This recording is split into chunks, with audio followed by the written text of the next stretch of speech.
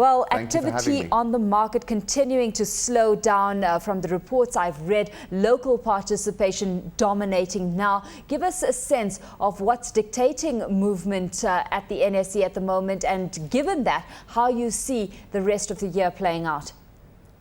I think we're entering into the Christmas season, so it's become a little bit muted at the NSE. And I think also we've seen a huge amount of bond issuance, which has taken people's attention away from the stock market and focused it on the bond market.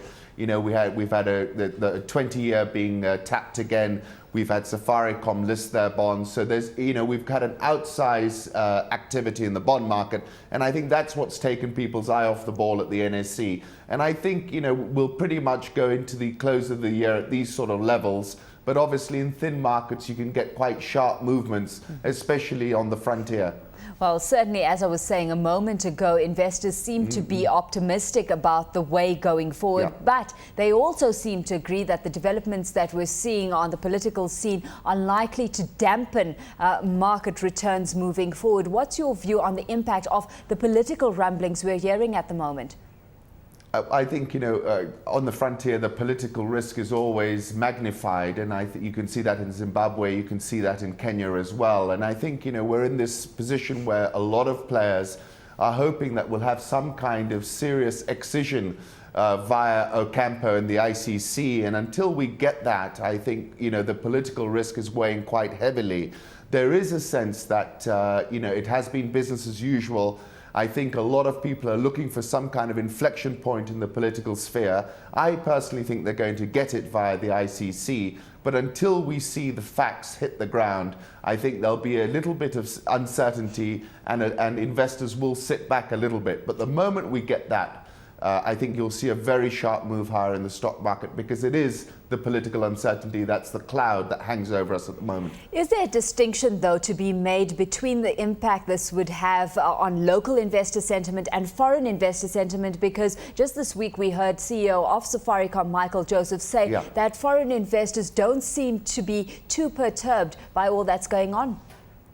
I think that's an interesting divergence and a correct one. I think from what I can see, foreign investors are looking through the noise. They're able to take a more medium-term perspective, and they continue to see the market as very cheap and they continue to pick up stock if you go by the volumes at the NSE. Local investors, I think, have been sidelined by the bond market, and also because we haven't had much traction on the stock exchange. It's easy to say, well, I'll wait for the political situation to play out. So I do agree with that, with Mr. Joseph, but I do think if we get more political certainty, like you got in Zimbabwe, if we got some kind of certainty, we'll see a sharp increase in both the local investor interest and the foreign investor interest from here. Let's take a look at local investor interest specifically. I mean, we've heard that speculation by individual investors on the market is expected to remain high, especially on penny stocks. Do you share that sentiment? Well, we've had a sharp rally. You were discussing Everready just now. Everready has rallied, I think, about 33 to 34% ahead of these results. These stocks obviously give you much more bang for your buck because of the low base effect. I think there are certain situations which look very, very attractive, but I'm not sure whether the battery maker is the one that excites me personally. I far prefer the cheap stocks in the agricultural sector, because I think we're seeing a serious macro move higher, particularly in the breakfast commodities, of which tea is one. And I think these stocks look to me egregiously undervalued. And I think they do need a catalyst, but they have plenty of upside to play for. But the real activity, the bull counter, I think, at the NSE is actually Kenya Airways, which has rallied near enough 60% in a very short space of time. And it's beginning to pop over the radar. Of course, a lot of the attractive force in that counter is on the basis that those expensive fuel hedges are set to roll off in the new year. So many looking forward to that as well. I just want to touch on Sasini very quickly, because it is a tea player. And you've mentioned that they are undervalued. It was again sitting as one of the top decliners yesterday, falling back 7.8%. One of our brokers this week mentioned that liquidity is a very big concern. Do you see Sasini at all going down a share split route at all?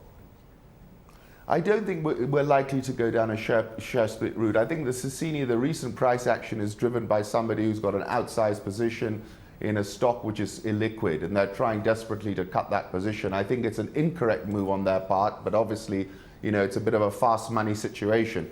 With Sassini, I think the headline EPS decline of 39% was what alarmed a few investors.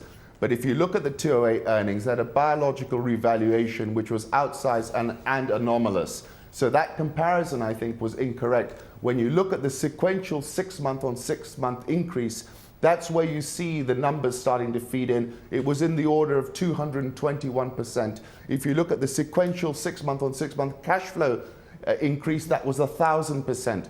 The PE here is about 3.5. There is no Indian tea company at a PE of less than 30. This is a commoditized business. These Indian companies are scouring all over the place looking to buy out tea plantations here. So I think it's a valuation gap which will be narrowed.